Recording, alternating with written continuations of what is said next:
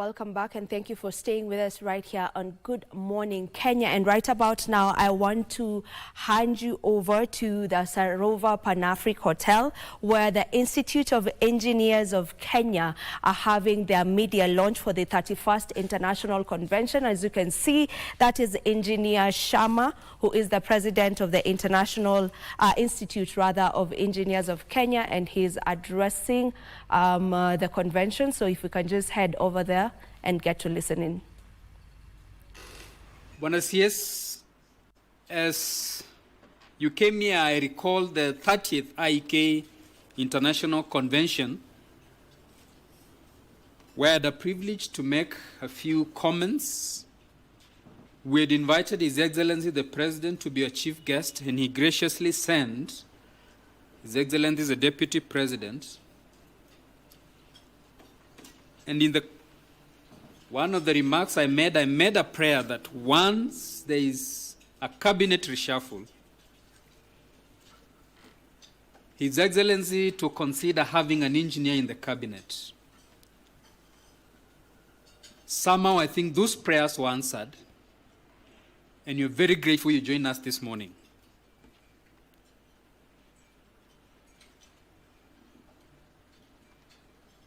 We are gathered here to launch the 31st IEK International Convention.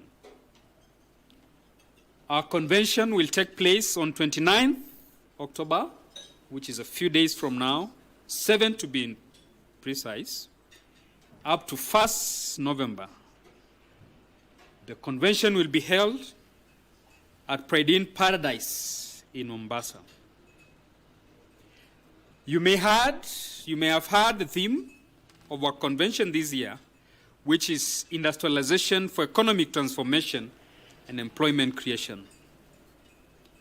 The EBK chair has aptly captured the fact that this theme is very timely. It is timely because it goes to the heart of the issues affecting us as a country at the moment. We strongly believe that if we witness a rapid industrialization, we will witness creation of employment opportunities and a growth in our economy. We believe that rapid industrialization is actually achievable. And this is because in 2015, the contribution of manufacturing to GDP was 10%. Sadly, as of last year, that had dipped to 7.6%. However, we know that our goal is that by 2030, the contribution of manufacturing to GDP will be 20%. We have this strong faith that this is achievable, and that's why as engineers we have embarked on a conversation that will make us take leadership towards this effort. Under this theme, the 31st IEK International Convention will entail keynote speeches, panel discussions, paper presentations, poster presentation, and exhibitions by our partners. We aim to ensure that these conversations lead to tangible outcomes that will spur a positive trend towards rapid industrialization, and we hope this will be captured very clearly in our final release communique. We are alive to the fact that this effort will create job opportunities for engineers of all cadres: electrical engineers, mechanical, chemical, and production engineers will benefit from rapid industrialization and increase growth in manufacturing. Agricultural engineers will benefit as we invest heavily in agro-processing. Buenos Dias, 2 weeks ago, the Institute of Engineers of Kenya, in pursuit and conviction around this area, sent a couple of engineers to Germany and Italy for benchmarking.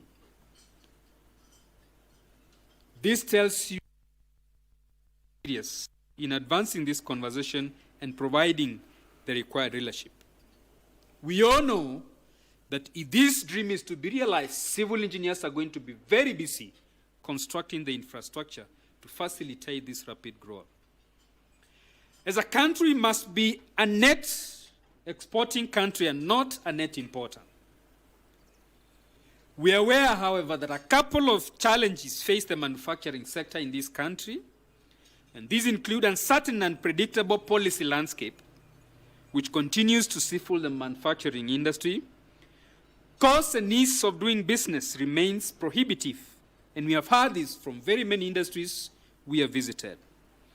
We have seen loss of competitiveness compared to other countries, even in our region. We also have a big challenge with heavy taxation on important raw materials, and this is a big inconvenience. The results of these challenges have been massive job cuts, increase in local and consumer prices, reduction in tax revenue, total collapse of exported products in some areas, and reverse trade from other countries. And we have also seen relocation of some industries. Bwana CS, our chief guest, as IEK, we raised these matters in a media release a couple of weeks ago. And we were very grateful that the PS for Investment Promotion, Hassan Abubakar, invited us for a conversation around this area. He also graciously agreed to attend our convention and give a keynote address. This is a testimony to the fact that we are keen on leading in this conversation. This is just one example of how engineers have taken leadership in addressing the problems affecting us. A couple of weeks ago, we were in Angola on African Engineering Week, and we learned that engineers across Africa are watching what is happening here.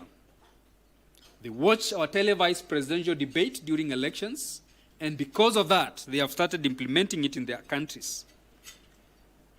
For this reason, we are expecting an unusual number of foreign delegations to grace our convention this year. We already have 40, all the way from Nigeria, Ghana, Angola, Zimbabwe, and we are going to have a truly international convention. It is for this reason that we are no longer going to be bystanders or spectators in the issues of development of a country, as IEK will provide leadership that is required. For that reason, our chief guests, IEK established task forces in all sectors, formed by experts, and we have crafted policy proposals that we will be sharing with you and your other cabinet colleagues. This will touch on manufacturing, affordable housing, water and sanitation, energy, universal health, and agriculture. You may have the privilege to let His Excellency the President know on our behalf that we have thought through what we need in all these sectors, whether in agriculture, MSMEs, housing and settlement, health and digital superhighway and creative economy, which you know they are pillars of the fifth administration. We have actually thought through these areas and carefully. We do hope that as we move forward, we'll have occasions to share these thoughts with you and your other colleagues, because we are offering a true hand of partnership in development of this country as engineers. We believe as engineers that we are going to provide this leadership, and we are very grateful that yourself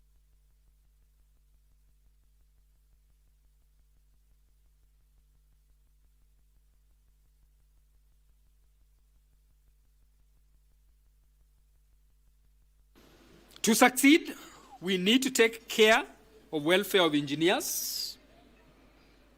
More engineers need to be recruited in various state departments, in counties and sagas, but also where they are recruited, they need to be compensated fairly. As IEK, we are making a strong case for this to be a reality. Regretfully, we have seen other professions, their compensation has been improved over the period, but not for engineers. And for what reason? They enjoy non-practicing allowance, risk allowance, and others, but engineers do not. IEK is committed to see that this injustice is corrected and is going to be a key focus as we move forward. Our chief guests, pending bills is a big problem that the government must help in resolving, because many firms, that is engineering firms, have sent their engineers home, and others have not paid for engineers for months. We have also increasingly seen opportunities for engineers being set aside for foreigners, including EOIs restricted to foreign firms. Bwana CS, the voice of engineers is that this needs to be addressed, and addressed seriously. We have to ensure local content requirements are met, even as we embrace PPP arrangements. We must not sideline Kenyan engineers. In our advocacy efforts, we believe, Bwana CS, that we should include engineers in our foreign missions as engineering attaches, so that we can have a leadership in that area. We believe that no economy has been transformed without heavy investment in engineering. I will conclude by saying that engineers will provide the required leadership. We will provide bold leadership. We have done it. We will do it. To the media and the public, I want to announce to you that IEK is willing to engage more and provide substantive conversations in this area. And this is the essence of our 31st IEK International Convention. We are very privileged that CS is joining us today.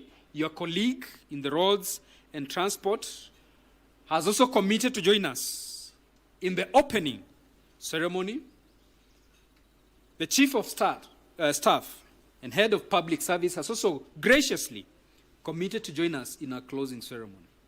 And so we're very grateful that you are going to have a wonderful convention. And today, the media lounge is just to make us know and be aware that what is going to transpire next week in Mombasa, in Pride Inn, is very important for this country. I thank you all.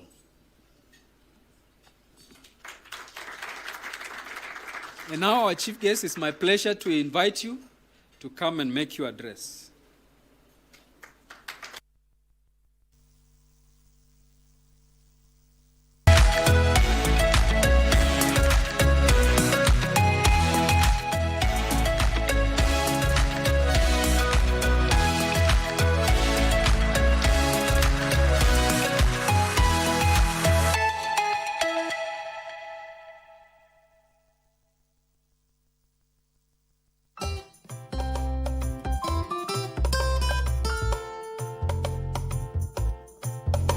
In every